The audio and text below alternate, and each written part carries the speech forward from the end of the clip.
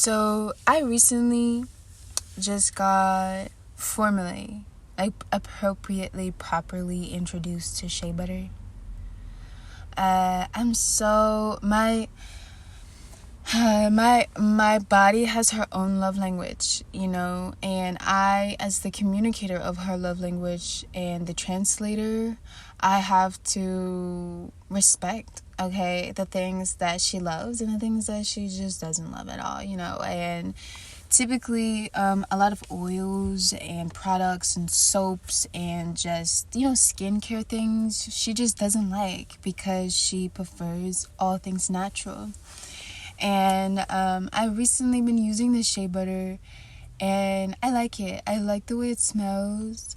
When I use it, I typically warm it up,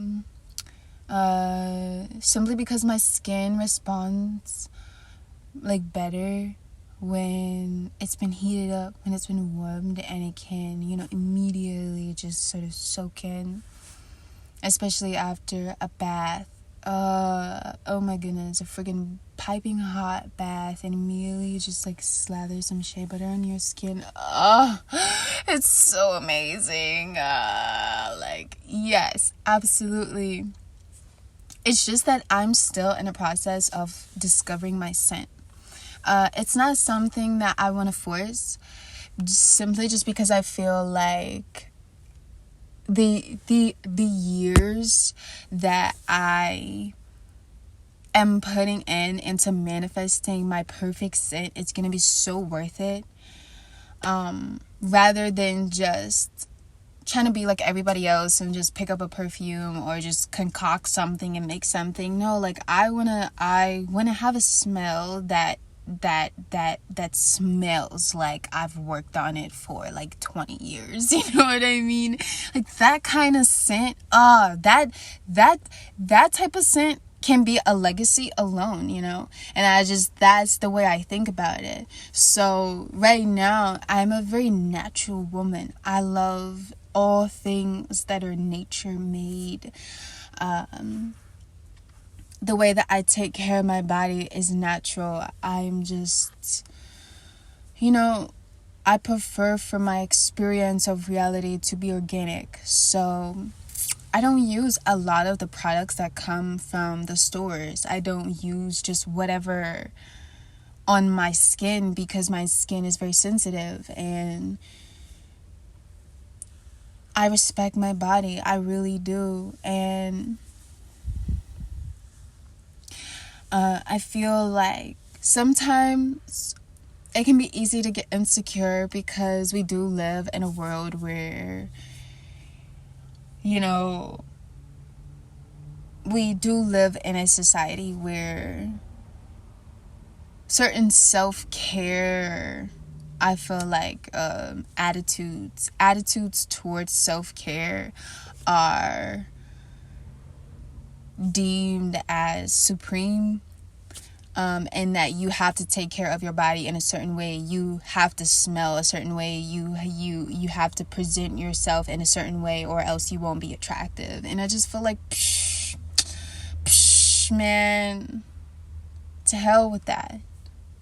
We don't need it. I honor both life and death, both heaven and hell. I do. It's that sometimes things just don't belong in my heaven, you know what I mean? And I feel like nobody's gonna tell me how to take care of my body. Nobody's gonna tell me how I should and should not smell as a woman, how I should and should not care for myself. And I feel like we live in a society that's telling you to shave your legs and shave your vagina and make sure there's absolutely no hair on your butt crack. And you have to have absolutely hairless underarms. And you know what? I was just talking about this with someone recently, and that the one part of the body that I feel like gets the most grace for being hairy is the arms. Truly. And this is not even just for men and women. This is just in general, having hairy arms is something that is kind of normalized and overlooked, Whereas if you have hairy underpits and you're a woman and you have hairy legs, you're kind of treated like you're gross or something. And it's just like, excuse me? This is literally my natural body. And I just feel like if a guy doesn't want to, like, if he feels like I'm not attractive because I have hair on my legs, he doesn't need to be in my space anyway. Like, if he is turned off by the fact that I have hair under my arms, he's just not man enough for me, straight up. Or he's not the type of man for me. Let me just say that in that way. Because I just feel like if you can't love me in my most natural, hairy, womanly state, where I'm like super, super womaned up, super divine feminine, like natural, untouched, untamed, untampered with, if you can't love me in that state, baby, you're not gonna get it. You don't deserve to get it when I'm like fully groomed and just bald. Like, what? Come on. If you can't appreciate the natural, you don't get the supernatural. Like, it doesn't work that way. And I feel like we live in a society that is telling you to always present the supernatural first, which is yourself when you're completely dolled up and completely groomed, and like giving that to someone. And I just feel like, no, I feel like it misinterprets nature's purpose when giving the woman hair, just period. Like, the woman gets hair because it's meant to be there. Like, it literally protects her. It protects her vagina. It protects her underarms. It protects her legs. It protects her, like, freaking femininity. It's there to protect her. And I think that it's been taught that hair is literally like an illness or something. Like, what the heck, bruh? Like, yes, I just brad. Yes, I just brad, because what the heck? Like, come on. What? And I just feel like if a man is turned off by hair, why is he even like, like, what? Ew. And honestly, you can't even like blame the men out here, for real. You can't blame anybody. It's not anybody's fault whole time. We just live in a world that is just like screwed and molded and just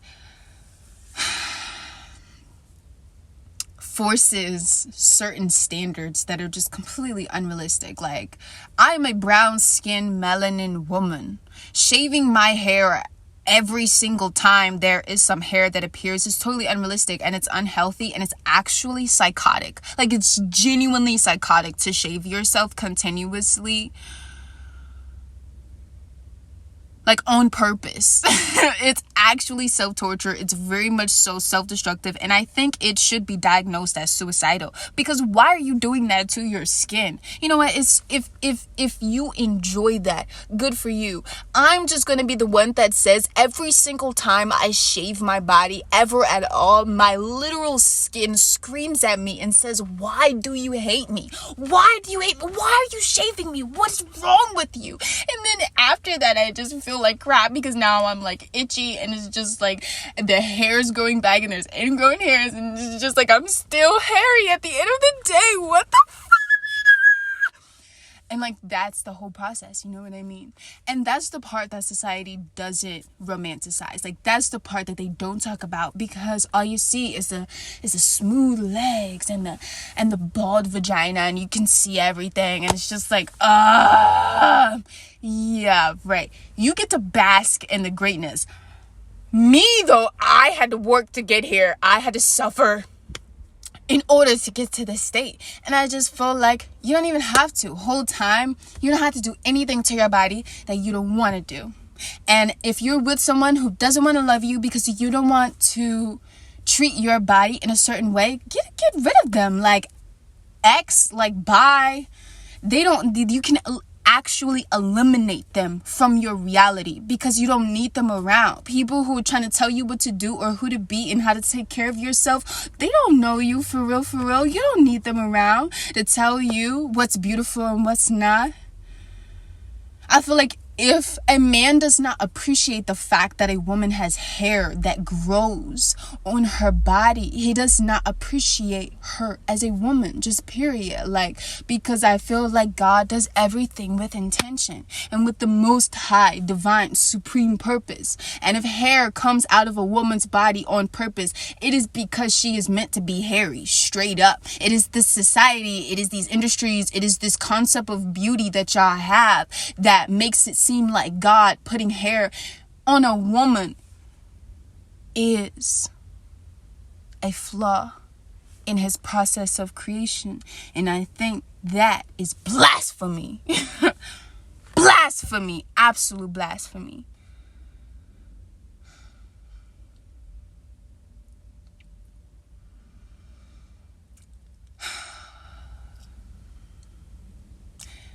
And that's genuinely how I feel, you know what I mean? Now, we can talk about other things, right? Like waxing, okay? I can admit, I love the way a wax feels after the fact. Like, you know, once you get past the fact that you're actually ripping hair out of the place in which it literally grows. Like, can we just talk about that for a second? Like, bro.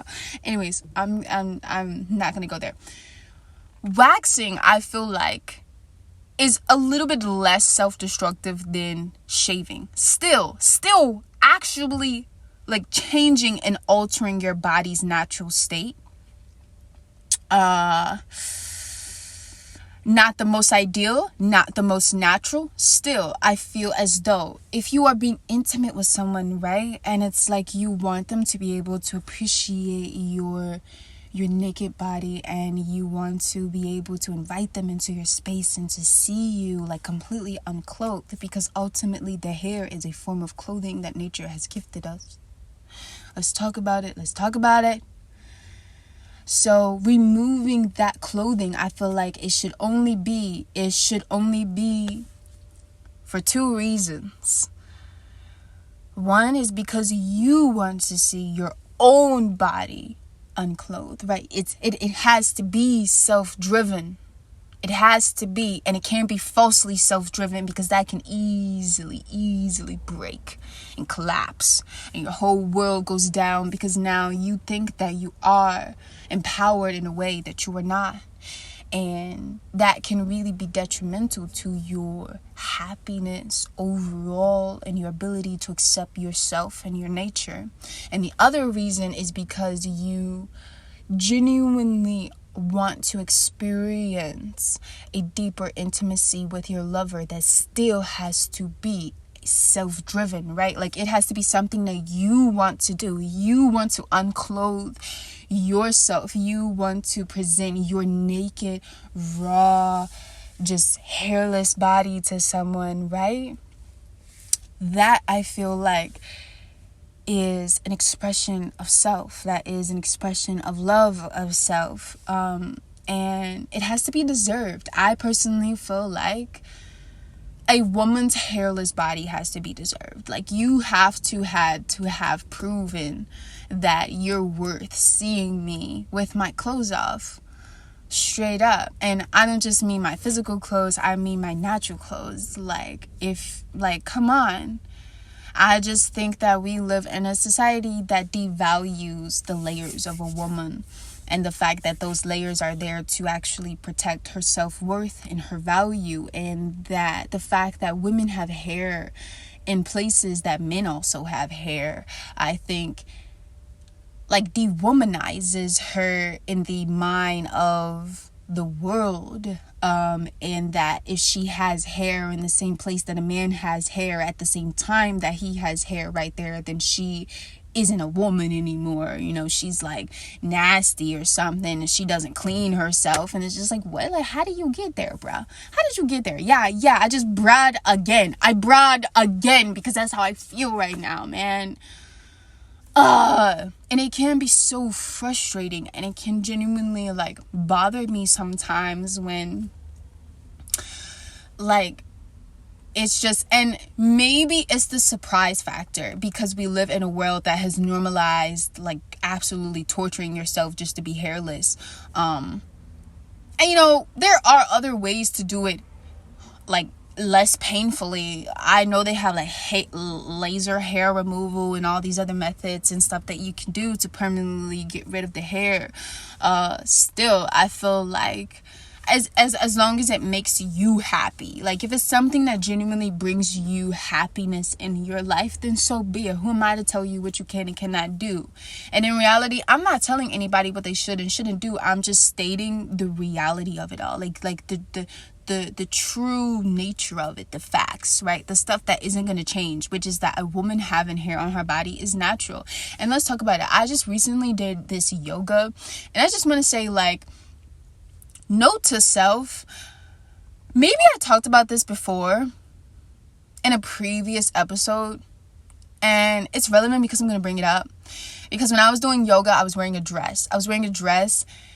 And I'm gonna be honest, I didn't have anything on under it because, like, what? I'm wearing a dress, and like my body, the way that I take care of my body is that I'm always protected. Like, I'm wearing layers of clothing under my clothing, so I can wear a dress and be free because I'm a woman and I'm protected, and I feel like that should be just natural. And maybe it takes some getting used to for my environment. I was like, we had this little like arm stretch, and I raised my arms, and the yoga teacher like saw my arms, and she like looked at the hair under my arms, and I could tell like her entire demeanor changed.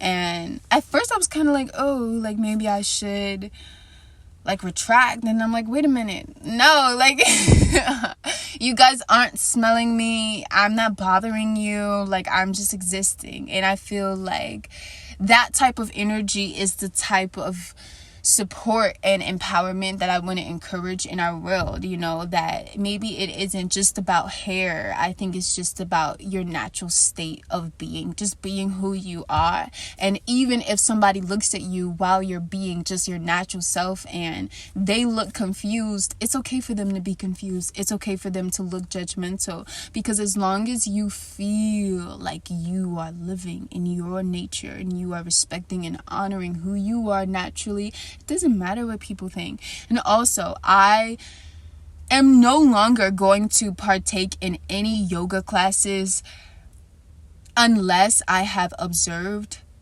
the teacher, like beforehand, because I feel like immediately diving into a yoga class without having previously observed and giving yourself the time to premeditate on the nature of the class and the beliefs and the movement and the flow and the source of your teacher, I feel like you shouldn't just put yourself in a vulnerable space where you're just giving your body over to this person simply just because they say that they are a yoga teacher. And for me personally, that's what I got from this experience. It was like my first yoga class that I ever did, and I did it just trusting that this person is in alignment with my God, with my beliefs. And I felt like I came out of the experience very, very feeling really uncomfortable, because not only was it just the flow of the practice, the flow of the teaching, it was also the music and the vibration and just the overall energy. It just didn't resonate. And I felt like it taught me that next time and every time after that, I will literally sit and observe a yoga class. Even if I have to pay to sit and observe, I will do it so that I can know whether or not I want to trust you with the flow. Whether or not I want to trust your energy to guide my body and guide my thoughts and guide my breath, because I feel like that is a lot of trust to give over to someone. And it's a very intimate thing, yoga, because it is your mind, it is meditation, it is your body, it is you. And I feel like just handing that over to someone, it's not really something that people talk about a lot. Like when you hear about someone doing a yoga class, they're like, oh, it was so fun and da da da da. And it's like, maybe some people do have that experience. I just don't think it's practical and like objectively like happening. And I just feel like it's so important to make sure that you are giving your body, right? Like if you are going to present your body to someone and give partial control over to them, even if it is just energetically, I feel like you should make sure that they deserve it. Period.